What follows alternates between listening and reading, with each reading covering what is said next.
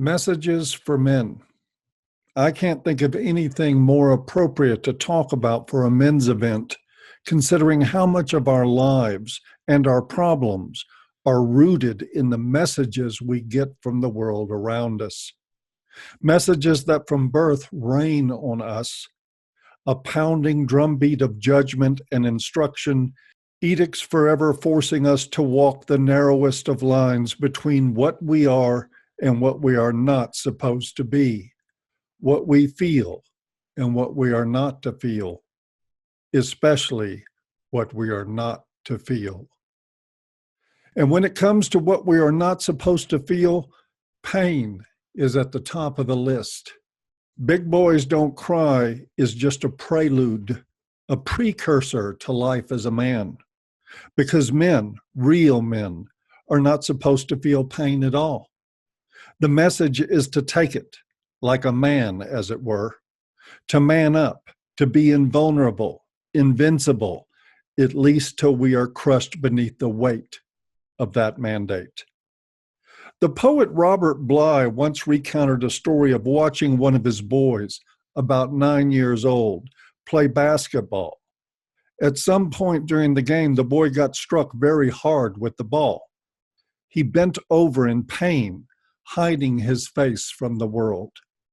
And he would not stand up straight again till he could show the world a face without pain or grief. He had listened closely to the world's messages for men. At 9 years old, he had gotten it loud and clear. To show the pain on his face meant mockery from other boys.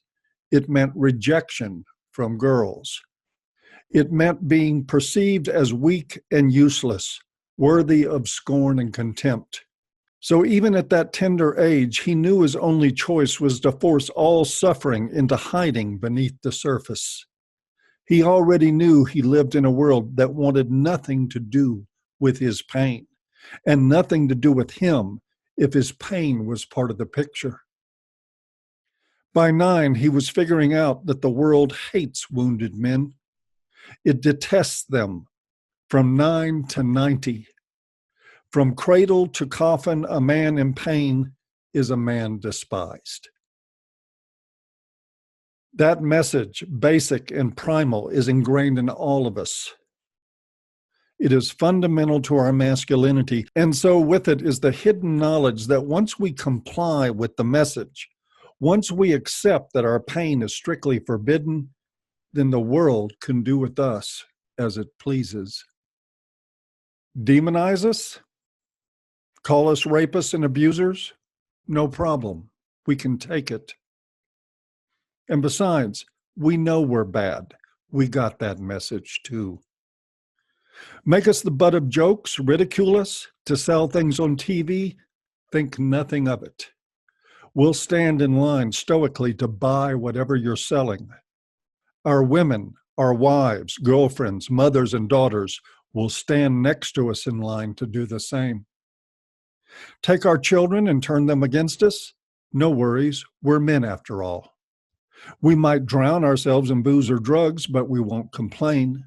We might kill ourselves, but we won't bother you with our pain. Like I said, we got the message. We know that our brokenness is unwelcome.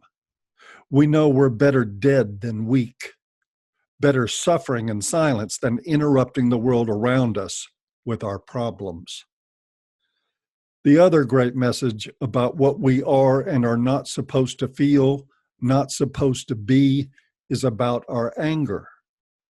We all know that anger is just a mask for pain, that angry men are hurting men, and that hurting men are of little use. And so once again, the message comes with a shovel. Bury it all and show the world a face without pain or grief. Men who dare to break the mold, who become part of this movement and speak aloud about the actual lived experience of men and boys, can tell you all about this. They've already spent a lot of time being heaped with shame for daring to challenge those messages. You're just angry, they say, taking for granted that angry men are to be summarily dismissed, that anger in men is just as unacceptable as talking honestly about the problems that caused it. Never mind that the message is almost always contradicted by the same people who bemoan that men are loath to share their feelings openly. Talk, they say, as though they never heard the thunderous demands for our silence.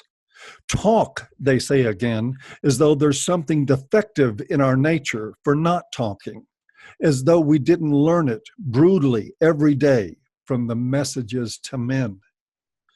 Talk, they demand, insisting that you must break the mold, that patriarchy hurts men too, that to be the best of what men were really meant to be, that you must open yourself and talk. And so you talk about what's real to you. You bare your soul, your wounding. You show every cut and all the salt that's been poured into them. It's your truth, your reality, but it is not what they expected or wanted. Whiner, they say, check your privilege. Don't you know that women hold up half the sky?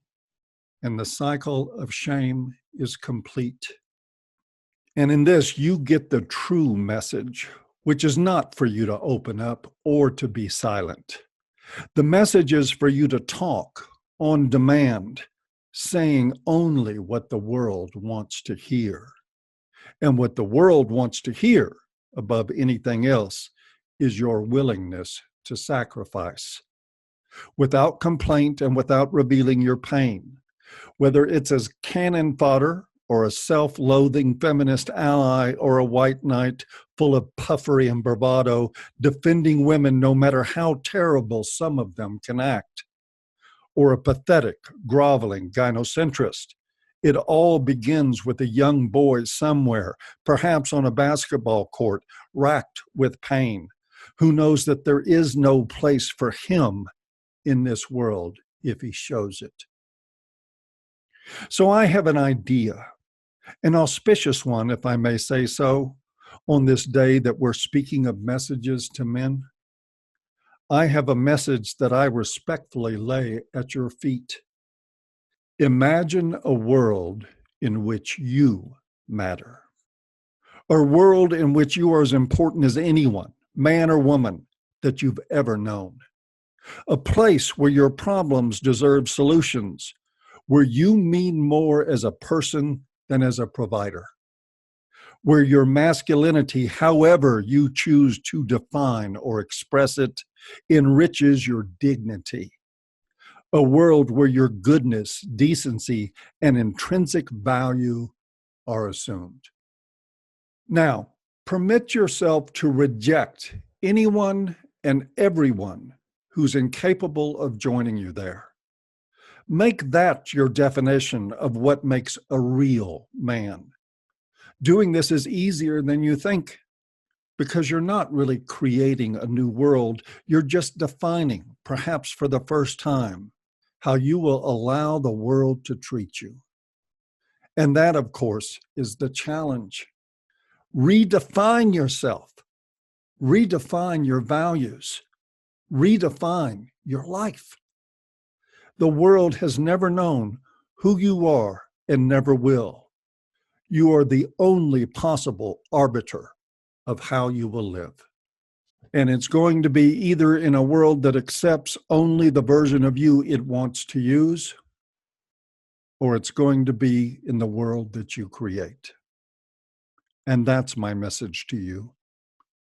Happy International Men's Day.